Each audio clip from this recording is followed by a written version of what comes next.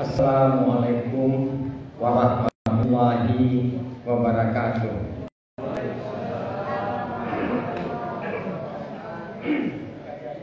Alhamdulillah, alhamdulillahilladzi anzala ala abdihil kitab wa lam yaj'al lahu iwaja. Asyhadu an la ilaha illallah wahdahu la syarikalah wa asyhadu anna Muhammadan abduhu wa rasuluhu la nabiyya ba'da. Allahumma shalli ala sayyidina Muhammad wa ala ali sayyidina Muhammad. Amma ba'du, yang dimuliakan oleh Allah, pengurus Masjid Al-Aqsa, jamaah, ibu-ibu dan bapak-bapak yang hadir pada sidang tarawih malam hari ini. Selanjutnya kepada anak-anak bapak, anak-anak ustaz yang telah siap sedia untuk menjadi pencatat terbaik. Sebelumnya yang ingin saya sampaikan adalah memang untuk melakukan suatu kebaikan amalan di bulan Ramadan ini tidak mudah Bapak Ibu. Sama-sama kita rasakan tadi hari hujan.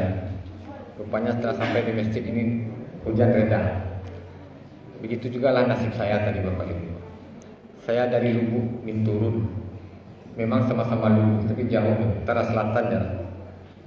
Sudahlah hujan di tengah jalan. Awalnya gerimis Pak. Pas keluar dari rumah masih gerimis. Tapi di bypass rupanya hujan lebat Pak. Di situ mulai mendua hati. Terpikir oleh saya Bapak Ibu, sekiranya saya tidak datang, alangkah tentu pengurus tersinggung kan. Karena ini kan diundang. Di agama kita itu kan mengabulkan undangan wajib. Rupanya bertanya pula ke orang Pak. Ditunjukkan oleh orang itu tempat yang salah pula. Ada nanti kata orang ini nih Pak, dia maksudnya mungkin tidak untuk menipu ya, tapi mungkin setahu dia begitu. Ada nanti simpang Christina Hakim, ini tahu Ustaz? Tahu. Belok ke situ. Iya Pak, jauh sesembolnya. Tuhan kamu nolong Pak. Ya mungkin berkat doa-doa Bapak Ibu, ya khususnya anak-anak anak. Tak kena dia mau kamu petang di hari pertama, hari kedua kan nurul amal Pak. Nurul amal kan di komplek Pak itu. Perasaan kamu ndak dosa jauh aku dalam hati. Kamu boleh berkata-kata apa? Ulanglah azan Pak. Ndak dosa jauh aku tuh. Balik boleh. Mau jonda Pak. Patanya lah muka seseorang di simpang Masjid Syihada. Alhamdulillah. Tadi tak dalam belok kiri.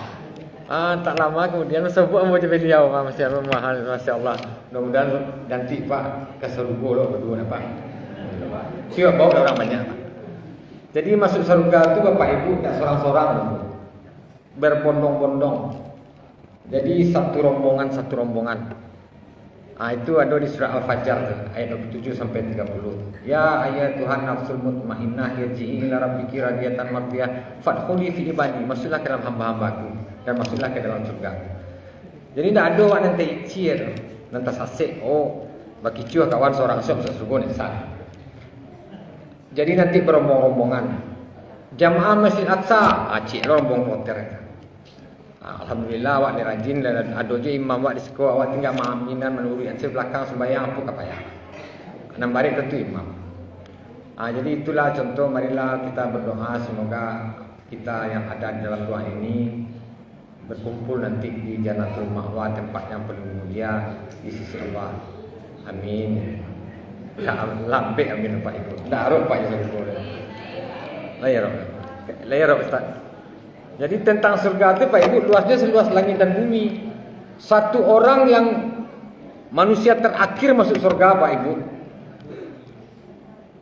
Lah sekian tahunnya di dalam neraka. Dalam rangka keluar dari neraka.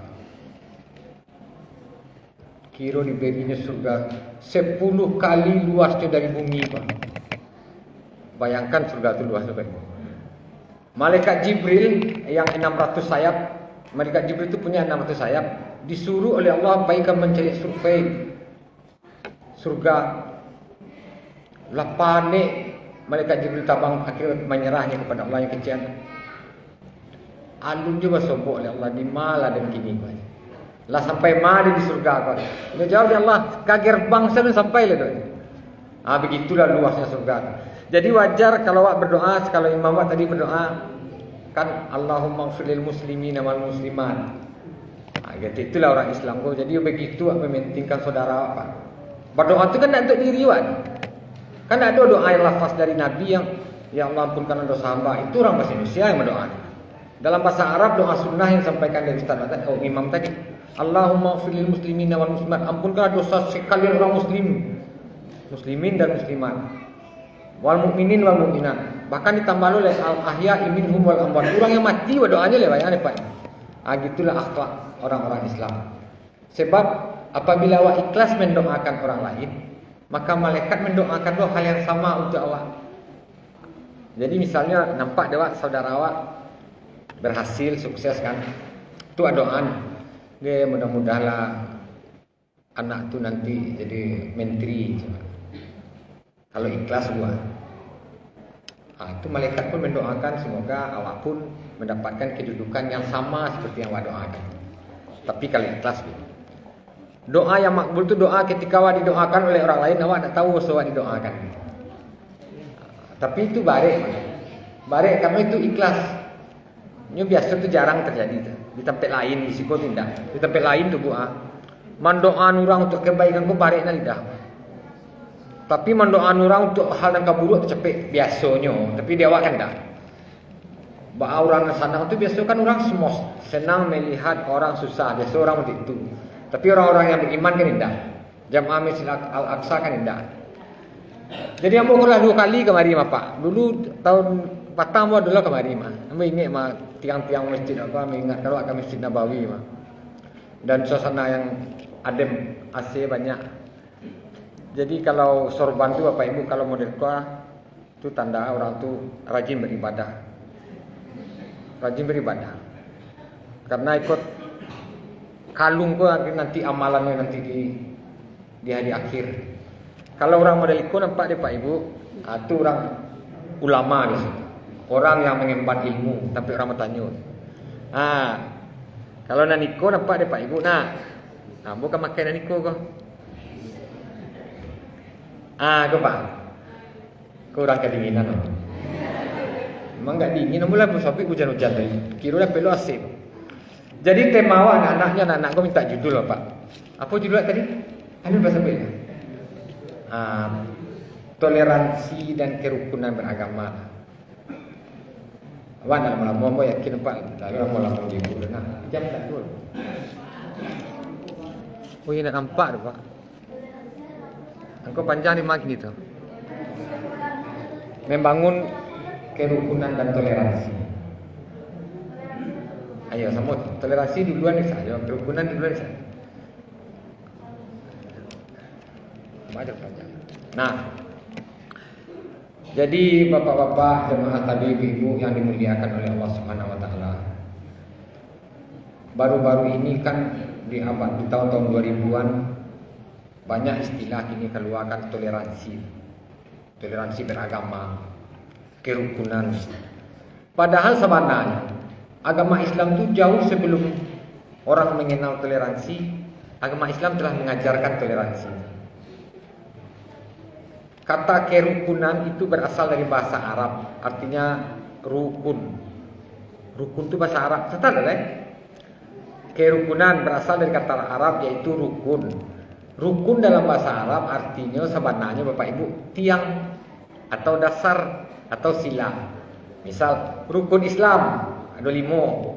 Rukun itu bahasa Arab. Diserap di bahasa Indonesia. Orang Indonesia kan suka menambah-nambah. Ditambah joki, tambah joan, menjadi kerukunan. Asal katanya rukunnya. Tapi kan dakwah. Yang menambah-nambah itu nenek moyang dulu. Orang Indonesia itu ya bu menambah, orang cepet membagi ya nggak payah. Jarang membagi nak adil. Biasanya dakwah no, kalau adil mah. Jadi kerukunan, arti kerukunan berubah jadinya. Kalau rukun itu artinya dasar. Rukun iman berapa anak? Rukun iman itu satu yang bagus. Iya betul pintar. 6 ya. Rukun Islam. Tapi kalau kerukunan artinya damai.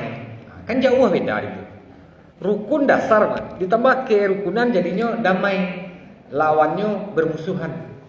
Bantu itulah bahasa aku ditambah kejoan berarti. Sama ini Bapak Ibu. Siti Aminah. Siti Aminah tuh siapa tuh Pak? Ibu Nabi kan. Nama ibu Nabi itu sama anak Siti dulu. Siti itu orang Indonesia nambah tuh. Iya Pak. Malah ada Siti bahasa Arab. Itu orang mana? Orang Minang kan? Siti Mangkopo itu orang Minang kan? Siti Aisyah, le pernah bu kenal nama Siti Aisyah? Pernah dengar nama Siti Aisyah tak? Di kecil istri Nabi kan? Nama istri Nabi sabananya Aisyah, tak ada istri Siti itu. Tapi kan biasa nak Pak, kan penting kan maksudnya beliau kan. Sama juga. Gitulah orang Indonesia menambah tadi Siti tadi. Siti itu nama awak. Asal kata Siti itu sebenarnya dulu itu Pak berasal dari Sayyidah. Sayyidah itu ibu artinya. Sayyidah itu dirubah jadi Siti. Nah itu memang model itu orang bahasa awak. Contoh Pak, nama anak rancak-rancak dia Pak Muhammad, panggilannya kau di lapangan bola saya Pak. Mai, jauh beda Pak. Iya dah Pak. Mai, nama anak lah bagian rancak apa pakai pada biar luar kambing mah. Model itu lah Pak. Tapi itu biasa nah. Model itulah bahasa. Jadi si sama je CD ada orang preman di sekolah. Banyak nah Pak. Gala CD itu gala CD Badari atau gala Tinggi itu mah. Asal kata itu Bapak Ibu itu dari Saidi ya, Masya Allah. Itu. Jadi Islam itu lah berkembang ke Pariaman Sabalun tahun-tahun 1800 itu saja. Kalau menurut Ambo Pak, bila mau telusuri sejarah, ndak Ambo seorang yang berpendapat begitu loh. Islam di Pariaman itu masuk tahun berapa itu tahun 600 man. Ketika Nabi Muhammad masih hidup, Ali bin Abi Thalib ke situ man. Tapi pembuktian sejarah-sejarahnya besar. Itu tidak pendapat Ambo itu Pak. Banyak ulama-ulama lain berpendapat itu man. Tapi dalam sejarah sekolah kekecian Islam masuk abad ke-13. Nak masuk dah Kambo tu Pak. Kapatang ke mana? Nenek moyang masuk dia dulu Islamnya kan. Jadi itulah contohnya bahwa di Islam di Pariaman dan di Minangkabau kan secara umum lah lama berkembang. Sampai sahabat-sahabat Nabi itu kemari semua di Pariaman Syekh Burhanuddin. Siapa yang orang Pariaman? Siapa di rumah orang tua Syekh Burhanuddin. Bin sianya. Siapa bersyekh Burhanuddin? Sampai kini tak tahu Bu. Kan ada Pak. Ini beraja ke Syekh Madinah di Aceh. Syekh Abdul Rauf itu orang Arab satu lagi. Jadi Syekh Burhanuddin itu adalah orang Arab. Karena apanya rumahnya tidak ditemukan di Pariaman itu Pak. Tidak ada ranjingnya itu maksudnya. Tapi itulah lain. Itu cerita anak. Kembali lagi cerita tadi anak. Boleh mau minum Pak Ibu? Boleh Pak. Alhamdulillah. Ya Allah semoga diberi rahmatlah orang yang telah memberi air ini.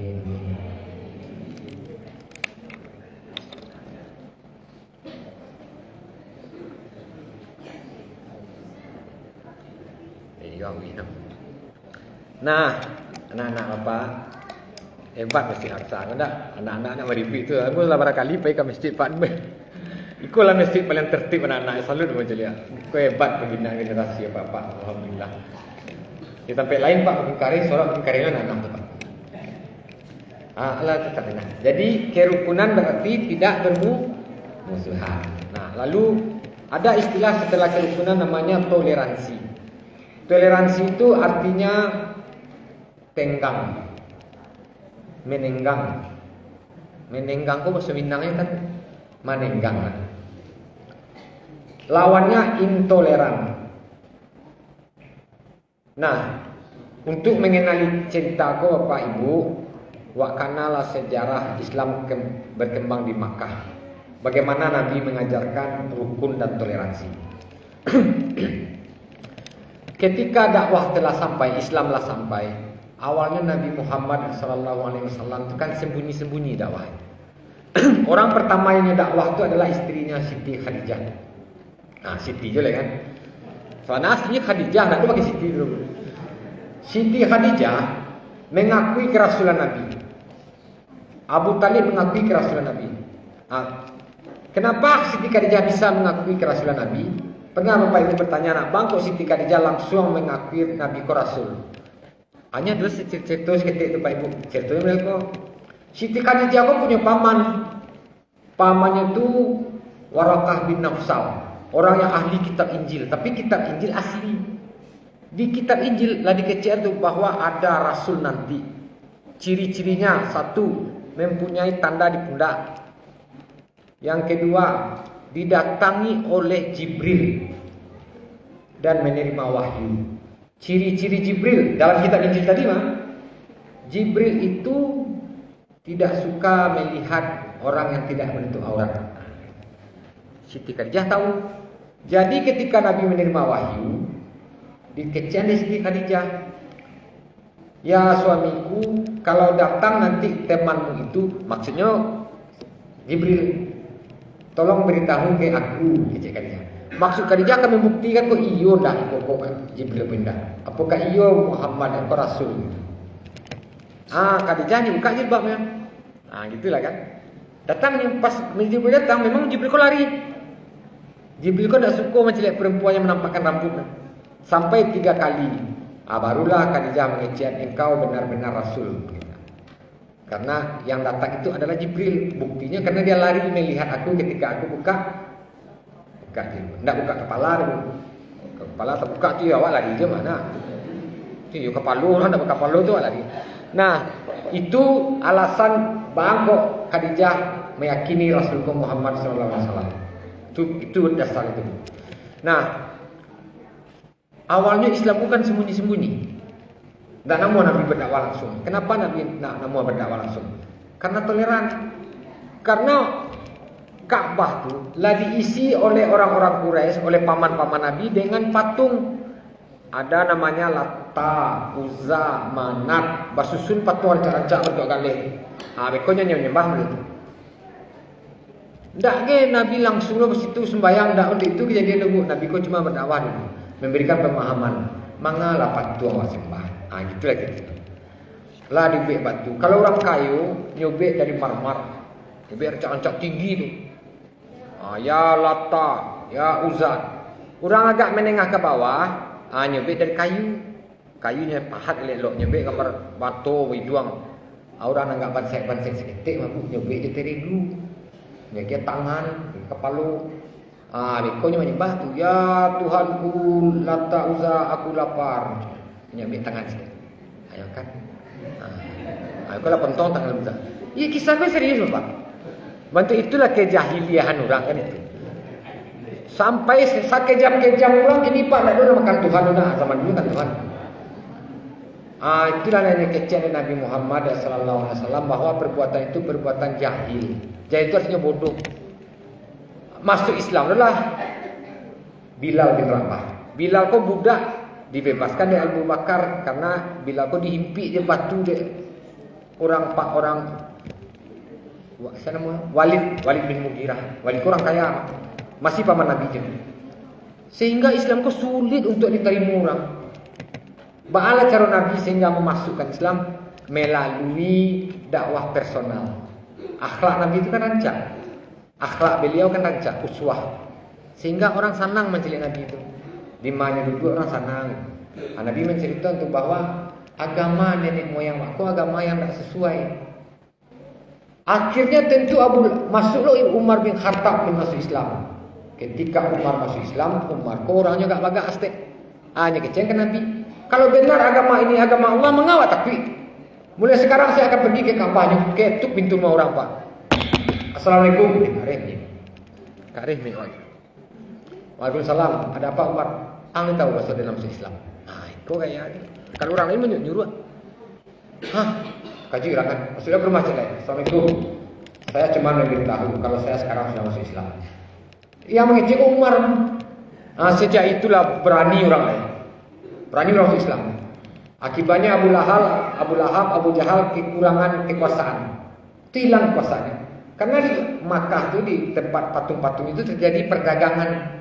Jadi kalau sekiranya lah langang lo orang kau menyembah Tuhan, maka Quraisy tidak terkenal. Itu penyebab Abu Lahab dan Abu Jahal itu menolak ajaran Islam. Kalau hati kecilnya mengakui itu. Contohnya ada ayat la ikrah fid din qad tabayyana rusdu minal ghayy. Tidak ada paksaan dalam beragama. Telah nyata yang benar dan yang salah itu. Jadi seluruh orang di dunia Bapak Ibu sebenarnya mengakui Allah Tuhan itu adalah Allah. Tidak ada indah hati kecilnya. Karena agama Tuhan yang paling masuk akal itu Allah. Dari sekian banyak. Itulah hanya Islamlah agama yang benar dan seluruh orang mengakui itu. Orang yang menolak itu ada kepentingan dunianya itu. Karena ada kepentingan dunia yang menyebabnya menolak. Nah, seperti Abu Lahab tadi. Lapannya memang cara supaya Islam pun tidak berkembang. Nah, dia panggillah Abu Talib paman Nabi. Abu Talib timbul lah akan bang yang bersubuh lah. Panggillah Nabi Muhammad. Berkumpul mereka. Ya dia tawaran. Kalau Abu Lahab kan kakak menakan yang licin. Ya Muhammad, begini. Hari Senin aku menyembah Tuhanmu. Hari Selasa kau menyembah Tuhanku. Hari Rabu kami menyembah Tuhanmu. Hari Kamis kau menyembah Tuhanku. Hari Jumat bersama-sama kita. Kita susun Lat Uzza, kita susun pula Tuhanmu. Di sini kita bertawaf. Itu ajakan dari orang kafir Quraisy bertoleransi. Pertanyaan Ustaz anak-anak, apakah itu toleransi? Pintar mana alhamdulillah. Sepeda anak tak bawa Ustaz lagi dia. Hebat itu. Jadi waktu itu tidak toleransi sudah Bapak Ibu. Sehingga Nabi menerima wahyu surat hebat santiana. Al-Kafirun ayat ke-6. Lakum dinukum. Itu sejarahnya. Itu sejarah toleransi pertama di muka bumi ini. Artinya agama dia itu ada agama untuk kan tidak ada masalah. Kan tidak ada masalah di situ Bapak Ibu. Tidak ada masalah. Yang masalah ketika mencampur-campur agama kan. Itulah. Toleransi itu satu tidak menyamakan perbedaan. Kalau agama di dunia pasti berbeda. Manusia pasti berbeda. Budaya pun berbeda. Budaya orang Aceh di orang Awak berbeda. Sungguh pun tari indang di Aceh, tari Sungai Garinggiang di Priaman itu semua ikut mah. Tapi beda tuh mah. Ada beda pokoknya. Mau dari tak beda. Tapi siapa pada hari beda mah. Kalau orang Aceh itu kan lama serata, orang Awak lain kan. Gitu pun agama kau tidak mungkin sama. Kalau Awak bertoleransi, yang sama itu tetap, yang berbeda itu tetap tidak Awak samakan. Itu maksudnya. Tidak boleh agama kau disama-samaan. Itu yang toleransi. Yang kedua, tidak membeda-bedakan persamaan. Pasti ada yang bersamaan. Contoh tolong menolong, seluruh ajaran agama mengajarkan tolong menolong. Itu tidak usah dibeda-bedakan. Allah menolong cuma orang Islam, orang Kristen tidak tolong. Salah itu. Jadi ada persamaan, ada perbedaan. Yang berbeda tetap berbeda, yang sama tetap sama. Contoh Bapak Ibu, mengucapkan salam ke orang tidak Muslim tidak boleh. Jadi waktu itu dikecewa di akrab di sana, ada tetangga Wak daerah Islam. Bapak baca assalamualaikum, itu bersut, haram hukum itu. Karena orang tidak butuh ucapan salam. Yang kedua menjawab ucapan salam dari orang tidak Muslim pun tidak boleh. Ada orang bapak misalnya assalamualaikum bu, jawab waalaikumsalam dia ada hidayah anak ibu itu nak. Padahal ini yang ngecek assalamualaikum itu masalah sih agama tidak boleh salah sih. Jadi kalau ada orang non Muslim assalamualaikum gawat jangan jawab boleh. Tapi itu bukan berarti awak nak bertoleransi. Awak tetap menghargai seluruh manusia, tidak ganggu hidupnya kan. Nah itulah toleransi pertama anak-anak ya. Turun surat Al-Kafirun ayat ke-6. Dimulai dari kuliah ayyuhal kafirun. Itu yang dimakan aku. Kini toleransi kedua lah. Kamu menceritakan hikayat supaya dapat pedomani bagaimana yang bertoleransi itu. Toleransi kedua, Nabi lah hijrah dari Makkah ke Madinah. Sesampai di Madinah, Nabi lalu berdiri di sebuah mimbar. Itu khutbah Nabi pertama di Madinah. Sekiranya di antara kita rakyat Madinah ada yang mencuri, apabila dia orang Islam maka saya Muhammad akan memotong tangannya, kata Nabi. Tapi sekiranya orang Yahudi yang mencuri, maka saya serahkan kepada rahibnya. Itu yang toleransi. Jadi hukum Islam hanya berlaku untuk orang Islam. Jadi mana boleh lo di pasar. Ini kan musim zaman-zaman hijrah kok Pak. Ibu-ibu pakai nikab cewek. Nikab tuh Ibu. Nampak orang nak pakai nikab. Oh wirang sekali tu. Wah aku dah hijrah. Nah hijrah betul Pak. Wah pasal-pasal orang pakai nikab. Boleh tu Pak Ibu. Nah ni pasal kau laki-laki no. Tu wirang orang kawan. Jadi gitulah tak dia jalankan agama awak. Agama orang diperdiakan tu apa Indonesia. Itu ambo bahasa Indonesia agak payah sih. Ambo dah ada darah Firman sih ini bahasa Indonesia agak rumit. Mengecek bahasa Indonesia payah ambo. Nah, itu cerita di Madinah. Asketele bu, ambo yakin mula bosan mana. Nak nampak jalan panjang. Ini apa tapi bosan ah. Kamu malah dapat ayah kamu segar Pak. Cerita kau tiga kamu cerita kau. Ini sele aku lah cahaya lebih. Apa? Tangga. Sagar lo minta celeng pen tahan dulu. Berang pengurus. Sagar mana? Banyak kan ada Ustaz Cik sudah diundang pengurus banyak kan pimpin dan bengkok kan banyak kan. Ayo dah. Jadi Bapak Ibu yang kedua, Ba'alo bantu ketegasan Nabi. Kau yang mau sampai di Madinah itu kejadian. Di Madinah waktu itu ada 4 bani itu keluarga. Kalau tiba dia punya kok klan, suku semua ya Pak, suku. Ada 4 suku Yahudi di dalam tu. Kita. Ini kalau dah minum kau ya.